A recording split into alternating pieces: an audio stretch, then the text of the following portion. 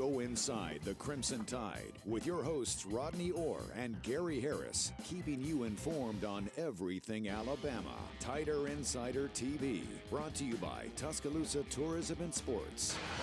And good evening, everybody, and welcome in to another edition of Tider Insider TV. I tell you, Tuesdays come fast. Seems like it was just yesterday we were on with you. Brought to you by Tuscaloosa Tourism and Sports, alongside Rodney Orr from TiderInsider.com. I'm WVUA 23 Sports Director Gary Harris. Well, Alabama men's basketball re-entered the AP Top 25 last week, and they had a couple of revenge games on the schedule last week as well. Alabama was at home hosting Mississippi State last Wednesday, a team they had lost to in Starkville earlier this season. And it looked like for a while the Tide might drop this one against the Bulldogs at home. For the first time since coming to Tuscaloosa, Alabama head coach Nate Oates was ejected from a game. After repeatedly arguing with the officials, he was given 2 technical fouls. That's an automatic ejection. You're out of here, coach. However, Alabama would respond as they came back and beat the Bulldogs 80-75 with Charlie Henry coaching from the bench. 21 points from Javon Quinterly. But the week only got more difficult as then the Tide was forced to hit the road and play 4th-ranked Kentucky in Lexington at Rupp Arena. Alabama had lost at home to the Wildcats, and they lost again on the road on Saturday afternoon. They had a 46-34 lead with less than 4 minutes to go in the first half, but it got away from them. The Wildcats went on a 13-0 run to end the half up 47-46, and they would not look back. Kentucky gets the win. Great game, though, by Keon Ellis, as he had 28 points in the game, but Alabama fell to 7-7 in the SEC and 17-10 on the season. They lose at 90-81. All right, Rod, taking a look at Wednesday's game against Mississippi State, this is one that you have to have. You lose to Mississippi State in Starkville, that's questionable, but that's a road game. But coming back at home, you had to get the Bulldogs. Nate Oates gets ejected, but the team responded well. Alabama went on a run after he got kicked out, which is what you want to see from your team. He did not want to get kicked out. That's not why he did it, but it seemed to charge up the crowd and give them some energy, and Alabama got a big home win. Yeah, found a way to win. How about Charlie Henry? Yeah. 3 years ago, he's assistant coach on a high school team. Then all of a sudden, he's national TV trying to pull out a win, and they did it. I mean, yeah, they responded really well, Gary, and as they had in the last 2 games. But, you know, going on the road to Kentucky, that was really tough. Yeah, here's the deal. They came out like a house of fire against Kentucky. I mean, they were dominating the game. You're up 46-34 with just a little over 3 minutes to go in the half. You know, you're thinking you're going to have the lead at halftime, maybe even by double digits. You know, I hate to break the 40 minutes of basketball down into 3.5 minutes, but to me, that's when the game was lost. You're at 46-34, and then you trail at halftime, 47-46 on the road. You can't overcome that. And the defense, you know, they score 81 points. Offensively, they were good enough. Rod, defensively, they just didn't play well enough to get enough stops to give themselves a chance to win down the stretch. Consistency. We've talked about that. And, too, Gary, I think when you look at the discrepancies in the free throws and the fouls called in that game, you know, obviously it weighed heavily in Kentucky's favor. This is a great team, Kentucky. So, again, I think the Alabama team, now you have to pick up the pieces a little bit and move forward. You do, and you got to start picking up the pieces tonight in Nashville against Vanderbilt. All right, let's get to our Coach Talk segment. Coach Nate Oates made it clear what he expects from his basketball team. 2 different times in yesterday's media session, he delivered the ultimatum: play defense or else.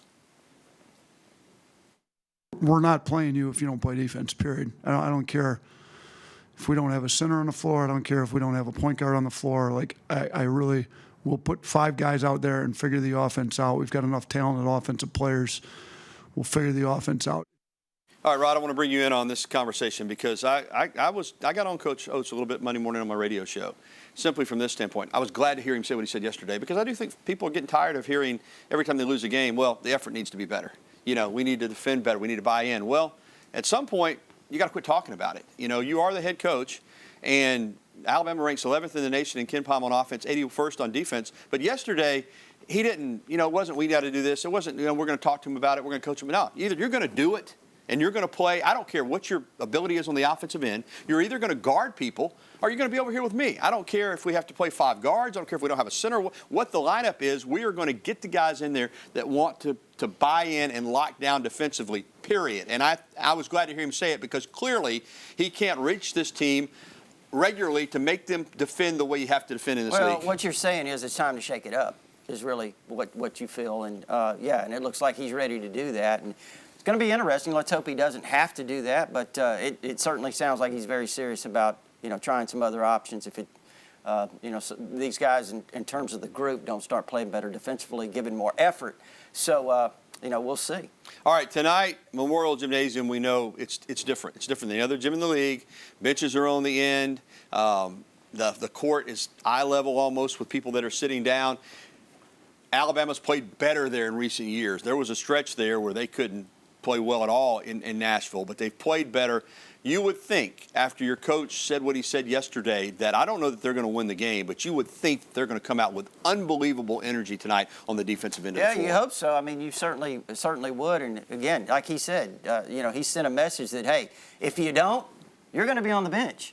And so, we'll see how it kind of unfolds tonight, but you would hope that they would come out, play with a lot more fire, Gary. And, in the past, too, they've had some trouble shooting at Vanderbilt. So be really interesting to see how they shoot tonight. Yeah, like I said, it's an unusual setup there in Nashville, but hopefully they'll play well because just 4 games left.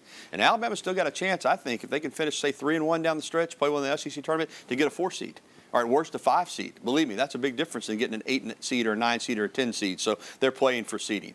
All right, well, for the first time in conference play this season, here's a big positive. Alabama women's basketball is on a winning streak. The Crimson Tide got a huge win over the 12th-ranked Tennessees on Thursday night at home, beating the Vols 74-64 at Coleman Coliseum behind an impressive 27 points from Megan Abrams, and then went out to College Station to face off against Texas A&M. Now, A&M's not the usual A&M team, but still, for Alabama to find a way to win there in double overtime, 81-79, it was huge for this Alabama women's team. Now, they'll get tested again on Thursday when they head to Baton Rouge for a matchup against 8th-ranked LSU. But this Alabama team, you see, dance a jig when you win a big game. They're playing better here as of late.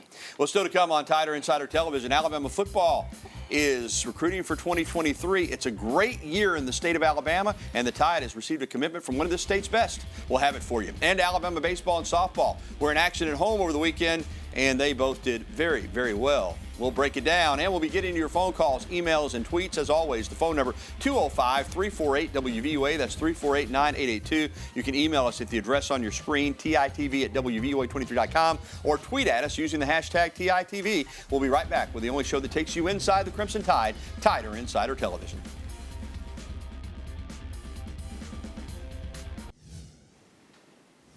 And we're back here on TITV, sponsored by Tuscaloosa Tourism and Sports, alongside Rodney Orr. I'm Gary Harris. Well, the state of Alabama, and Rodney, I'm going to get your opinion on this in a moment, is stacked in the 2023 recruiting cycle, maybe one of the best years ever.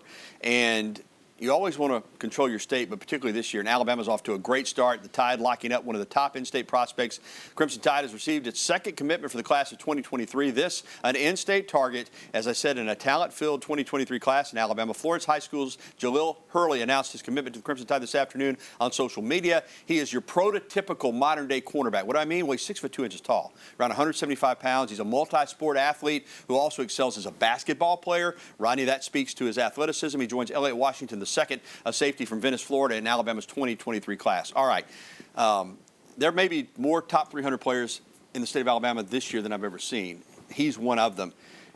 First of all, he's a really good football player, but also going ahead and setting the tone for recruiting in-state this year. How big is this commitment? Well, I think it's obviously really big. I mean, you need corners, top corners. They're hard to find. I think he's a guy that can play multiple positions in the secondary. You mentioned his height.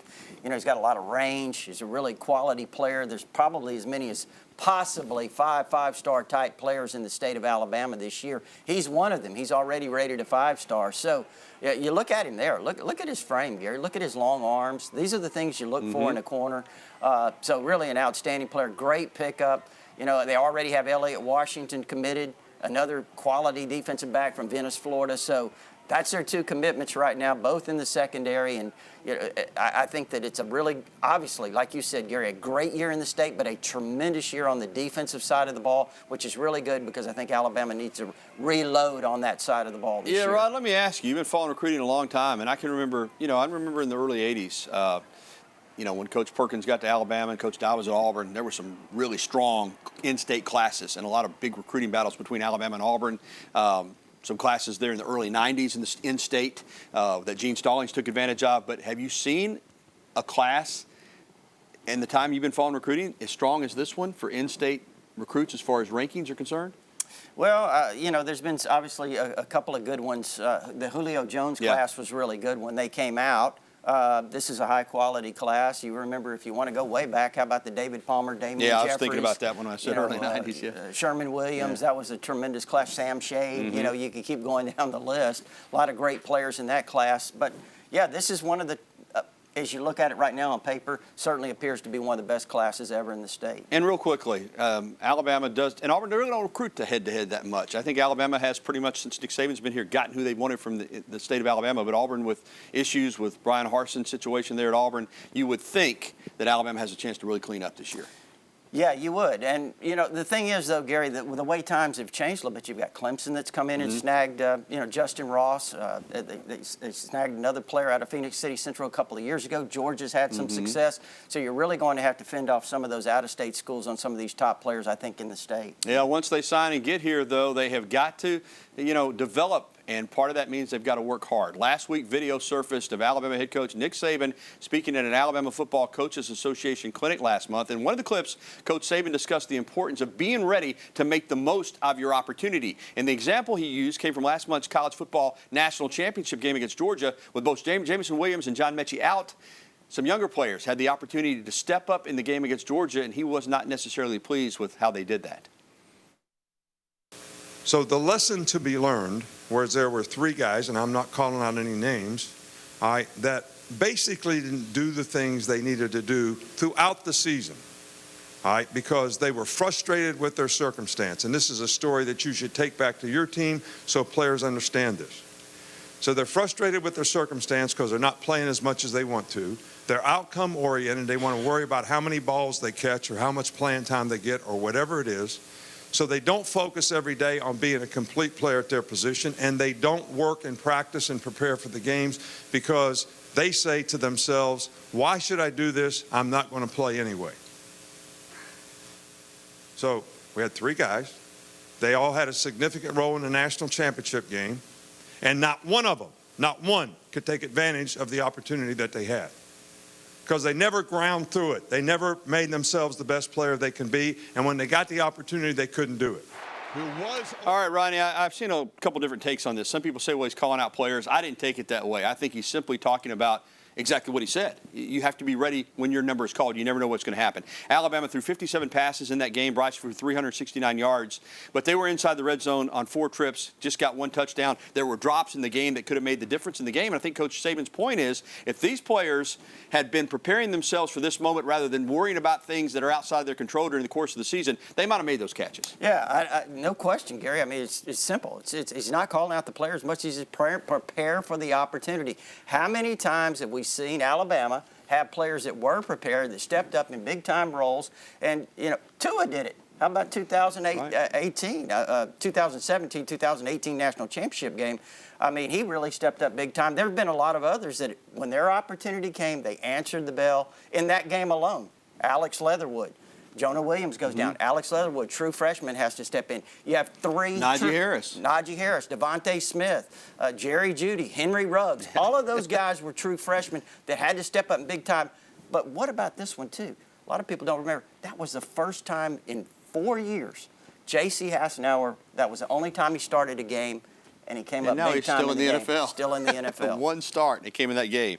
Yeah, and Nick Saban didn't mention those players, so we're not going to either, but you know who the young wide receivers were if you follow Alabama football.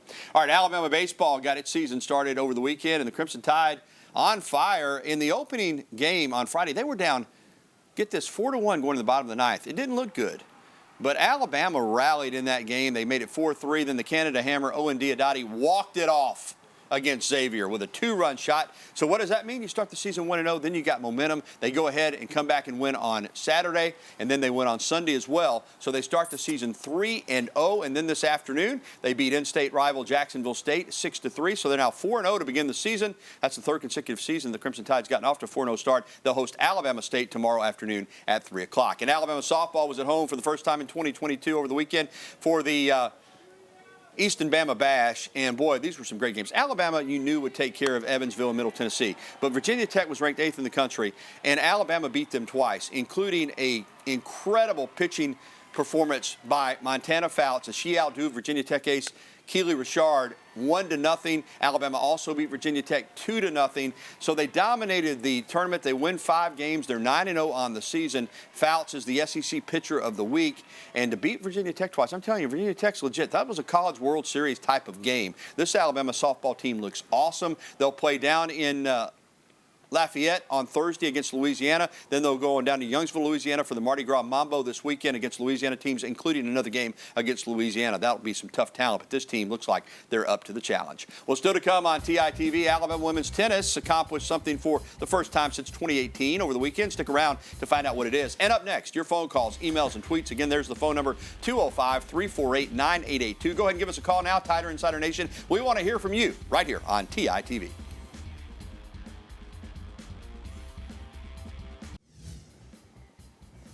Coach Jenny Mines and the Alabama women's tennis team off to an incredible start. They're 9-0 following wins this past weekend against Memphis and Minnesota. Alabama's 9-0 record marks the first time since 2018 the Tide has opened with a perfect slate at 9-0. Bama will put its undefeated mark on the line this upcoming weekend when they head to Montgomery on Friday and Saturday, where they'll participate in the Blue-Gray National Classic, where 7 other teams from around the nation will also be in attendance. So that really ought to be a heck of a tournament. But this Alabama women's team, man, they are looking sensational. Welcome back into TITV. Rodney Orr, I'm Gary Harris. Time to go to the phones. Our pal Rick over in Region Forest leads us off tonight. Hey, Rick. Hey, fellas. Appreciate you taking my call.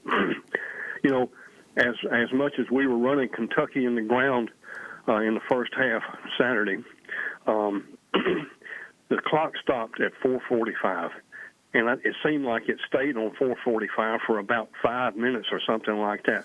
And that hold up, that we didn't have any steam when we came back, in my opinion. I'd like to get y'all's talk about this, and thanks again for taking my call. Roll Tide. Yeah, Rick. I mean, listen. You know, anytime there's a stoppage and you're hot. And you're playing well, you don't, want to see that happen. At the same time, man, I mean, your point is noted, but I can't make an excuse there. I mean, you come back out on the floor, you got an opportunity to pick it back up. I mean, you're up 12 points there with less than 4 minutes to play, 46-34, and you get outscored 13-0 to end the half. I'm not putting that on a clock stoppage. Well, actually, the first minute or so after the clock stoppage, Alabama came out and played well. So, I understand your point. That does happen. We remember the football game against Missouri where there was a 28-minute layover because of the bad weather, and Alabama came back and didn't play well. So it happens sometimes, but, I thought Alabama played well after the break there, Gary, for just a couple of minutes, and then all of a sudden. And in fairness, they did have some shots that were halfway down the cylinder that just didn't go in. I mean, it had some good looks there. But still, that is, to me, when the game was lost. If you're able to go up in 10, 12 points, I'm not saying you're going to win the game, but I think you pretty much assure yourself that you're going to take it down to the wire. But letting Kentucky get up by 1 and then they sprinted out to the lead in the second half and you're playing catch-up, it changed that basketball game. But mature basketball teams handle those situations. That's the bottom line. Kentucky was down big toward the end of the half, and they rallied, and they got the lead, and then went on to win the game. All right, let's get up to Sammy in Walker County. Hey, Sammy. Hey, Gary, hey. Rodney, how y'all doing, guys? Glad to talk with you. I just, you already covered what I was going to make a statement on, Gary, and Rodney, the Nick Saban situation. I disagree with Coach Saban. I agree with him wholeheartedly and everything, and he also address those defensive backs too. He didn't shy them away either. But when the head man puts it down, people listen and everything. And in the recruiting, Gary, like Rodney mentioned, on the defensive side in the state this year will really be loaded. That's where it's going to really be strong. Thanks, guys. Thank you, Sammy. Yeah, on the DBs, though, I took it that Coach Saban just said, listen, we were down 3 defensive backs at corner. He caught up was in the fourth quarter. I didn't take it that he was necessarily saying those guys hadn't prepared themselves. I think at the wide receiver position, he clearly stated, they weren't ready to play. And, again, I do think he was illustrating a point to those high school coaches about, guys on your team that aren't playing, you've got to try to keep them engaged, but at the same time, it's their responsibility to worry about what they can control, which is improving as a football player. So when their number is called, Rodney, they're ready. And if they don't do that and then you have to go to them, you're in trouble. Well, when we talk about the corners, the one that comes to my mind is Marcus Banks. I mean, here's a guy that quit on the team 7, 8 games in. And I really like Marcus Banks. I thought he had a lot of potential. Of course, now he entered the portal, went to Mississippi State. But if he just hung out the rest of the season, his opportunity would have come and he would have set himself up well for this year. But he jumped in the portal. You know, patience is a virtue that a lot of people possess anymore, particularly with the portal available. Hey, it didn't go my way. I didn't start tonight. I'm out of here. Sometimes you're better off sitting and waiting for your chance at a program like Alabama than going to some of these other schools and playing right away. All right, we'll be back with more TITV right after this. We'll take more of your phone calls. 205-348-9882. Phone lines are open. Go ahead and give us a call. We'll be back after this. All right, we got time for one more phone call in this edition of TITV. We're going to go down to Brent and talk to our pal Rick. Hey, Rick. Hey, how are y'all tonight? Doing well, my friend. Man, I enjoy your show. I just wanted to comment about what Coach Saban said, and I was at the game, and I totally agree. But another reason is that we couldn't get the ball in the end zone, and you got to have touchdowns instead of field goals. No doubt about it, Rick. That's absolutely right. But I think some of that speaks to the issue with the receivers. There were opportunities to make plays there, and they weren't made. And, you know, I mean, I know Cam Latu dropped the ball, and there was a ball to Holden that was a little bit overthrown. There was a ball that Hall caught on the sideline, and if he hadn't scored, he'd been on about the 2-yard line. You make those plays, and you get those touchdowns. Yeah, 2 or 3 plays were the difference, really, Gary. Yeah, in the absolutely. complexion of that game. No doubt about it. All right, we have got to get to our break to wrap up this edition. Thanks for the phone calls tonight. We'll be back to wrap up TITV on another Tuesday night in Tuscaloosa right after this. What a performance by Alabama Swim and Dive at the SEC Championships over the weekend in Knoxville. Crimson Tide finished their highest finish for the men since '87, their highest finish for the women since 1994. Ryan White, Avery Wiseman, Morgan Scott, and Cora Dupree set an SEC record in the 400 medley relay. It was just a great meet. In the end, Alabama won 11 individual and relay championships during the week and came away with 23 total medals. Congratulations to Alabama Swim and Dive. And that's going to do it for Tider Insider Television. If you missed the show, or if you want to watch it again, you can catch a replay tonight at 10:30 or find it anytime at WVUA23.com. Rodney will also have it linked up at TiderInsider.com. So for Rodney Orr, I'm Gary Harris. Thanks for watching, everybody, and have a great night. Roll Tide. We'll talk to you again next Tuesday.